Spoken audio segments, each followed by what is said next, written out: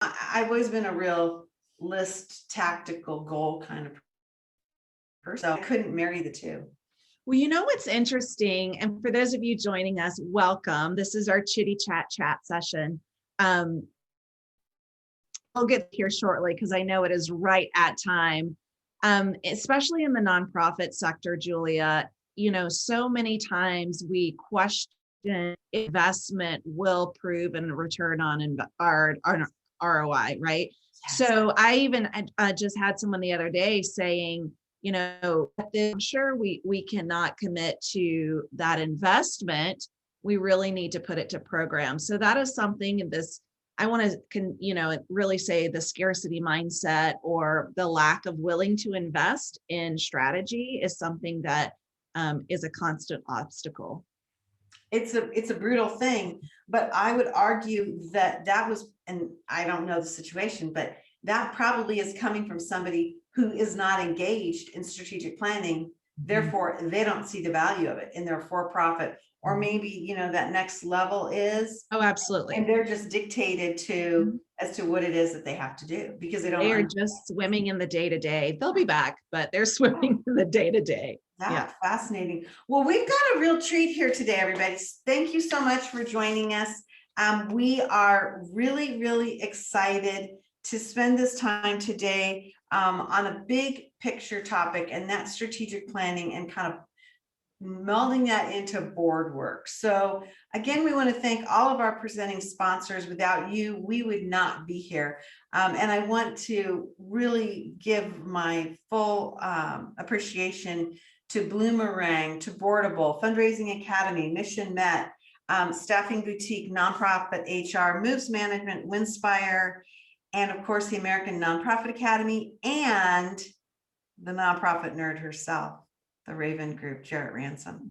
So we have a really big treat today. Again, I'm Julia Patrick, CEO of the American Nonprofit Academy. But today we're going to put Jarrett Ransom, the nonprofit nerd, co-host of the Nonprofit Show, on the hot seat today. And we're going to drill down into that amazing brain of hers and talk about strategic planning, board work, retreats, all of these words that are changing and swirling around in our heads.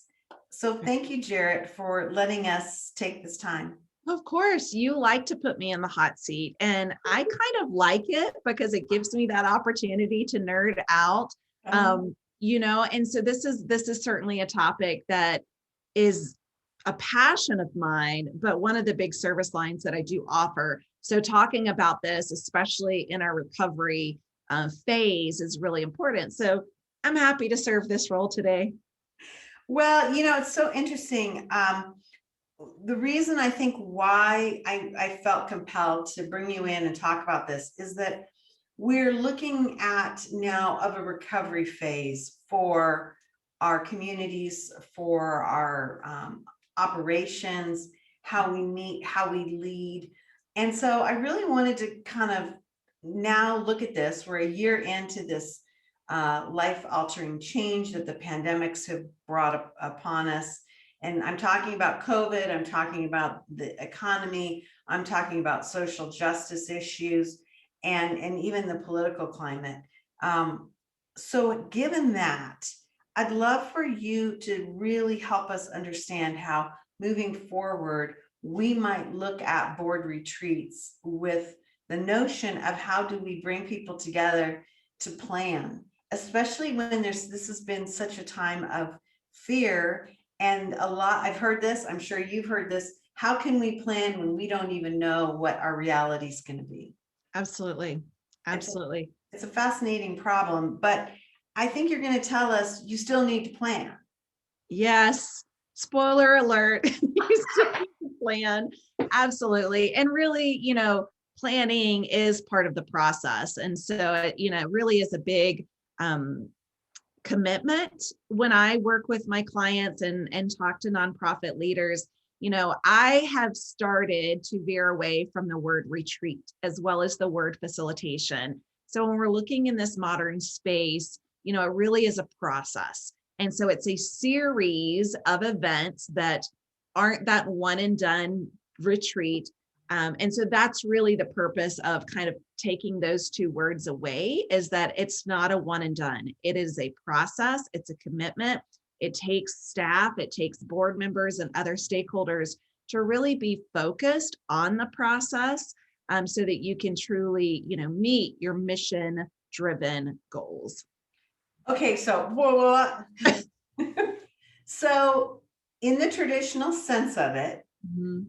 that one day, you start right after breakfast, you work through lunch, and hopefully you're done by 3 is not going to cut the mustard, as they say.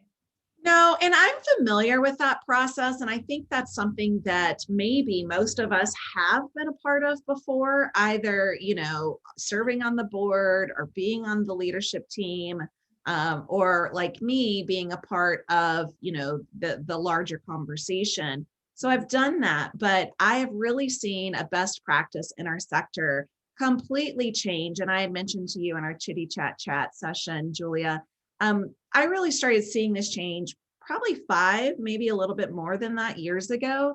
And so it's really not the one and done day of a board retreat. Again, that word retreat, really lends itself to, we're going to come together, we're going to have this kumbaya moment, we're going to get to know our board members, we're going to be in the same space. It's going to help us feel good and get to know our peers. But I really believe that that one and done day does your organization disservice. So that should be one of several meetings and discussions so that you can truly work towards, again, I'm just going to keep saying it, mission-driven goals. Interesting. So, wow. So what you just said has me thinking about so many things. I have so many questions because this is really a pretty substantial shift in approach and mentality. So let's back up and talk about, board meetings and board retreats or seminars or sessions, however we want to frame that in IRL, in real life. We're talking about recovery things. We're going to be working with groups who haven't physically been together, whether they are physically together or not. You're saying get rid of that one shot planning and then just go back to doing your regular work, right? If your goal is to create a strategic plan, if your goal is educational in nature or that camaraderie, the retreat and that R word could stay. That, that is fine. It's really coming down to, what are our expectations, right? What is it that we're doing in this recovery phase? As you have on the slide here, meeting IRL in real life. I have heard from so many individuals over the last, I'm going to say 18 months, right? Which takes us before the pandemic really started to shake up our lives. Individuals or nonprofit leaders were really starting to cast their net wider with the board members that they were attracting and bringing on board. Well, since the pandemic, there have certainly been a shift into our increase of technology, right? And so we have brought in even more champions of various communities. So they may not be within our local community, but because of our access to technology, we have maybe caught the attention, right, and attracted individuals from other parts of the world, or other parts of your state. Let's even narrow it down to your state. So what does it look like if these board members have not even met one another? They really don't know their peers. There's no camaraderie built beyond what's in the square. And that's the same, Julia, for staff, for leadership, right? There have been organizations that have brought on, as we've learned from our wonderful sponsor, Katie with Staffing Boutique, many organizations and many leaders have not even met their staff in real life. It's all been through this virtual reality.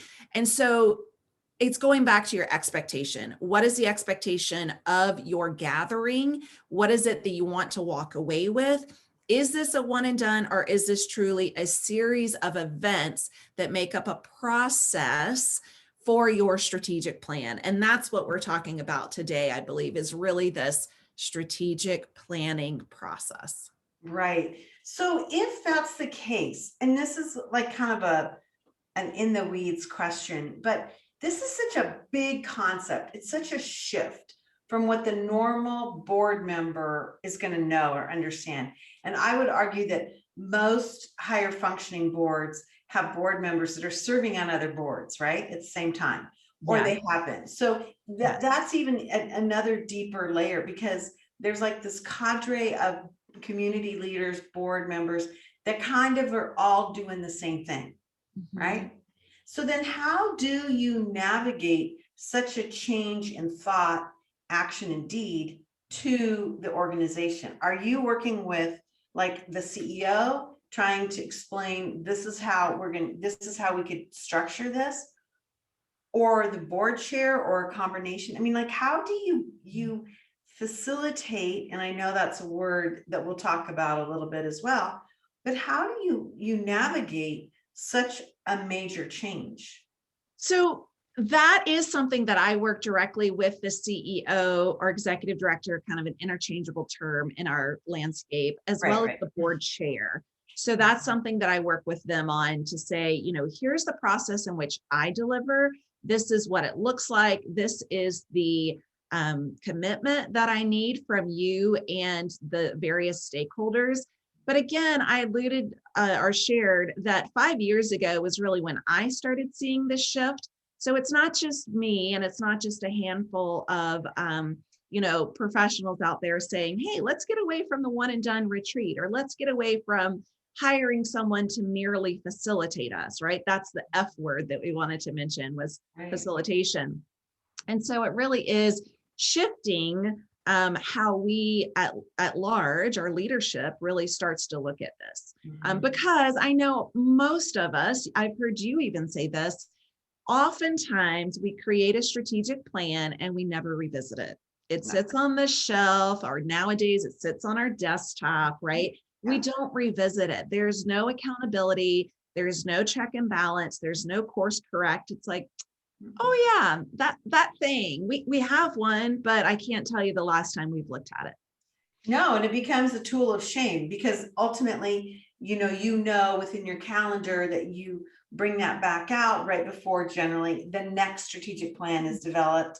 And then you kind of, if you use the scorecard method, or you just go through and you tick these boxes, generally there's going to be at least 20, and this is my opinion, you're going to get at least 25% of the topics that haven't even been broached, let alone not reached. And then everybody's like, I hate strategic planning. Right. Because it's such a beatdown. You never, ever, ever see the fruits of all that work, generally, because it's not in front of you. It's not being revisited. It's kind of like the concept with Mission Met, and their software allowing you to go back, and it's a living thing and you see it going on. But I like the approach that you're taking of saying, rather than looking at this as like a one action weekend or day or retreat, making it part of your process throughout the year. Right. And here's the thing. Just as we all experienced last year, I don't think any of you, including myself, had that crystal ball to envision a pandemic. So when you have this as a process, it allows you the opportunity for all the champions, all the voices to come back together and say, what do we do now? How do we pivot, that P word? How do we adapt to the current environment? What do we need to do to meet the community's needs, right? That's why we exist. Nonprofits exist because there is a problem in the community, and we're here to help provide a solution, or solutions, plural. So when that changes, we need to know what we need to do to address the current situation. So during an annual process, that does actually deliver a higher performing tool, measurement, all the nice words to put in there, right? Sure. So that you can then make changes, tweaks and changes according to what the current needs are. And that might even mean, shifting your goals. So then let me drill down a little bit and talk about understanding how we are successful, and maybe even looking at a little bit of the flow. So I'm assuming you still would want to have like a bigger commitment of time. And unless I'm misunderstanding this, then throughout the course of the year, you have regularly scheduled check-ins or drill downs to make sure that you're still moving forward and the process is front and center and all that. Got it. Absolutely. So when I work with my clients, I can talk to you through my method, right? And I've certainly done some benchmarking of what's being done out there in the sector at large for strategic planning professionals.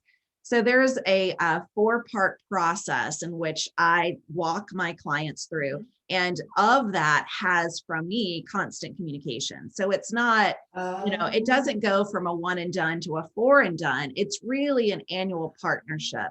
And so just changing that language at large tells the organization and me, the board members, again, these stakeholders that I continue mentioning, because it's not just the CEO and me doing this. This is really a process and an invitation of stakeholders.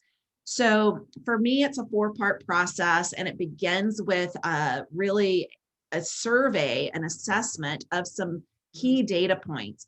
I pull in those data points from the various people that the survey has been sent to. I synthesize that data. I present the data at what most would remember as a board retreat. So we are meeting in person. I just did this a couple of weeks ago, a couple of weekends. No, it's a Friday. Really large conference room, right? Everyone had their own banquet table. Everyone wore a mask, including myself. So when we're looking at this recovery phase, I do think that people are looking at the opportunity to get together for multiple reasons. I mentioned the camaraderie and having people really build that community. So that is one step of the process, and that really helps to take the data that's come in, provide the synthesis or the data report, and then carry us forward, right? Based off of what you said, here's where we're going. Are we in the right direction? Do we have the right people in the car to get us there? And it's just a series of conversations, right? It is an ongoing annual partnership of conversations. So, when I'm thinking about this, I'm thinking that this gives even more credence to the concept of really, really front and loading your consent agenda, so that when your board members come, that you are actually spending time on this work and not the reports and kind of you're arming your board with more information so that they are in essence more governance and planning oriented. Absolutely. Absolutely. And that really keeps the ball in the, forward moving. Or if something halts that ball and it can't move, like the pandemic, we're all in the same space. And again, that's whatever kind of space works for you and your organization to really address this. And absolutely that consent agenda for the board meetings, then, it really does change the conversation. Yeah. Now, let me ask you this, with this higher level thinking and approach, what if you are an executive director that says, I just worked with somebody last night for 2 hours, and the topic was board engagement, and they are really struggling to get their board members to engage. And I was like, well, what does engagement look like? And so we had a conversation about, is it everything from fundraising to just simply attending to responding to emails, whatever. What do you do? Let me rephrase that. Can you do this method if you don't have a fully engaged board? That's always, the $1 million question. And one of the big questions I get, of how do I get my board to become more engaged? And I always go back to the 80-20 rule, right? You will have 20% of the board members doing 80% of the work.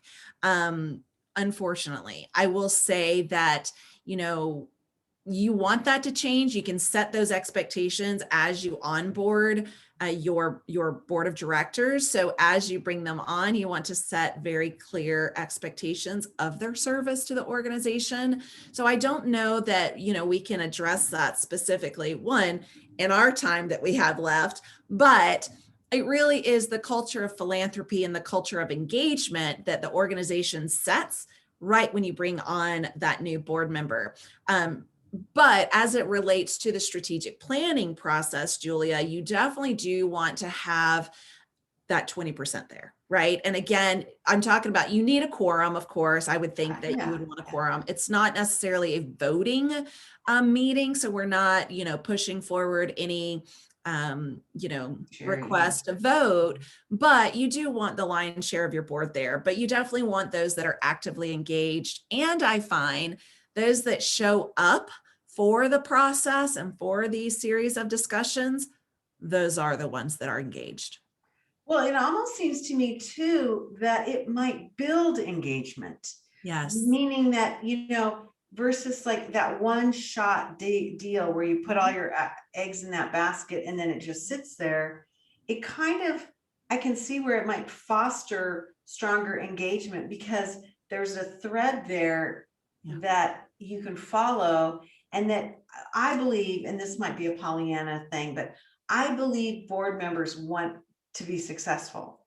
Yes. They just don't always know how to be successful and what it means to be a board member and what the expectation is. So that if you can spell that out up front, to your point on the onboarding, then you're going to have, a better performance from everyone.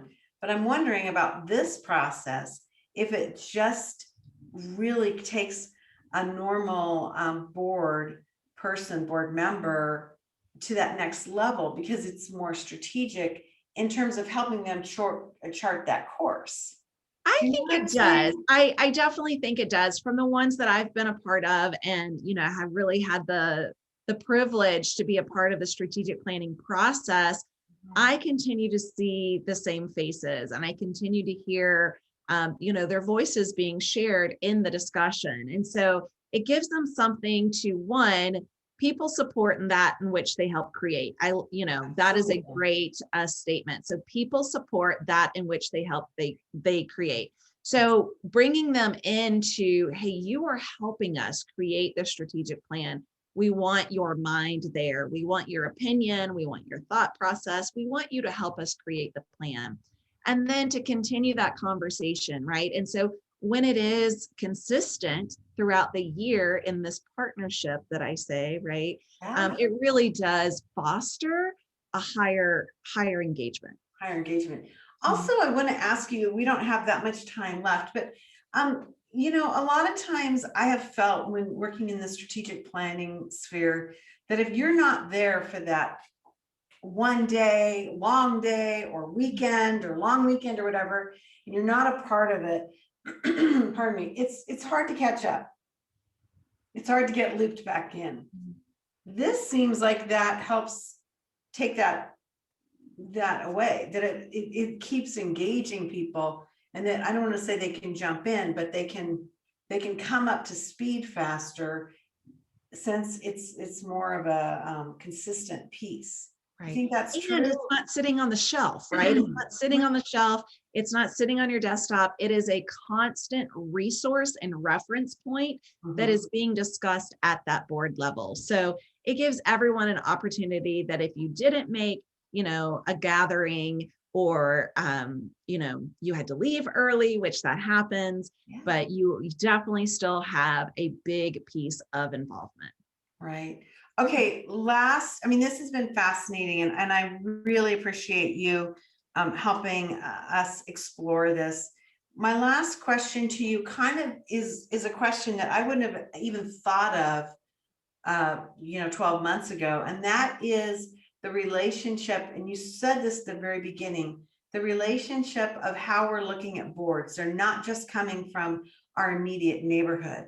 They're coming from around, in some cases, the globe, but certainly, we've spread our wings. We're getting more people outside of our communities, maybe in rural parts, regionally, even across the nation. how does this structure work if you have a board that is not all in the same community? Yeah. I think this takes us back to that technology component. Ideally, when we can meet in person, that's great. But as we look at this recovery phase and continue our life, we've said for the longest time, I don't think we'll ever go back to what was, right? So we're continuing with what is and what will be. So there could be an opportunity for your board members to come into town, or you all meet in one specific area Yeah. for these series of engagements. But again, the way I engage, it does have that technology component. So we are able to really bring in, everyone back into the conversation, regardless of where they're located. And so that's good. But it is a question of, does this really shift the paradigm of how we engage with our board, and to whom do we even look at to bring onto the board? Yeah. What It's have you really- seen, Julia? Because you're very involved in the board piece of this. So even pre-pandemic, right? Have you been on a national board where you've brought in other board members, or you've had other board members from different communities come into town? Yeah, I think there are a couple strategies. I think that in some cases, I've seen organizations where they choose a different community that has a link to what it is they're doing. So for example, in the cultural world, I've seen, and I'll speak directly to opera boards, where they'll go to another city with an opera company, and then they use that time to learn what that particular company is doing. And it might be from visiting their campus, their training facilities, their performing center, and watching a performance, and then learning and sharing from that, because that sector works together. They rent each other's equipment and stages and costumes and technologies, and even Great. intellectual property. So that works.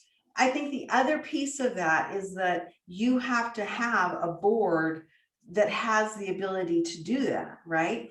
Or to fund that. So this is a big thing, is how do you fund this? Do you have a requirement, which is that sometimes they call them board dues, that says you're going to have to cough up $5,000 a year in travel. And that's going to be a heavy lift for some people. You might have to scholarship in a couple of those board members if you're looking to get younger or a more diverse board.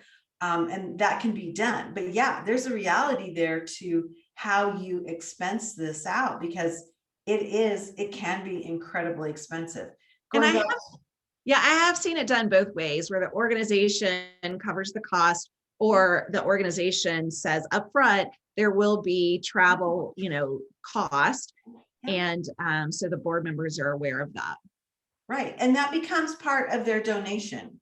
Mhm. That becomes part of what their stewardship towards supporting, the organization. And a lot of times you call that, you will call that board dues, so that people know. And then a third way, before we have to wrap up today's episode, you pay your board dues into the organization, and then the organization facilitates the travel and the management. So for example, Mhm. when you're spending on, let's say, I've been on boards where the board dues were, only $500, but that $500 is going towards the cost of travel and meeting space or whatever. Yeah. A lot of different ways. Wow, this has been, I have to say, Jarrett, I do think you're one of the amazing minds of our nation in the nonprofit space. And I'm so honored that you are here with me every day. But I really have to say, I love it when I just get you by yourself as a guest to explore something different, because it's just so eye-opening. Again, here's Jarrett's information. My information. You don't need that. But check out the ravengroup.com. Jarrett, Raven's your middle name? It is. Yes. So that's Jarrett where the- Raven Ransom. Mhm. Okay, that's where it comes from. Yeah. Awesome. I think you had told me that once, and then because I always wondered, like, where did that come from? But That's anyway, right. yeah, check it out. It's a lot of really good information. And I think this is something that is a new dawn for us in the nonprofit sector, and it's very exciting. So yay team. I also want to share with you, we've got our new book club up. Check it out. There are a lot of authors on our book club that have actually been on the Nonprofit Show. And you can see this on the American Nonprofit Academy website. Thank you to all of our presenting sponsors. Again, we would not be here without you. And I want to remind everybody as we bid adieu to this episode of the Nonprofit Show, stay well so you can do well. Thank you, Jarrett, for doing so well today. Well, you're welcome. I think tomorrow's Friday. Yes, as I check my calendar. So Asked and Answered is tomorrow. And I hope that you'll all join us again as we answer some really tough questions that have come in. We do. Tomorrow, you know what? Eat your Wheaties and drink your coffee because we have some tough ones tomorrow. I'm just I'm gonna saying. need it. Okay, that sounds good. Well, thanks everyone for joining me today. I'm happy to share my experience in this world, in particular for strategic planning. Julia, see you tomorrow. See you tomorrow, sister. Bye, everyone.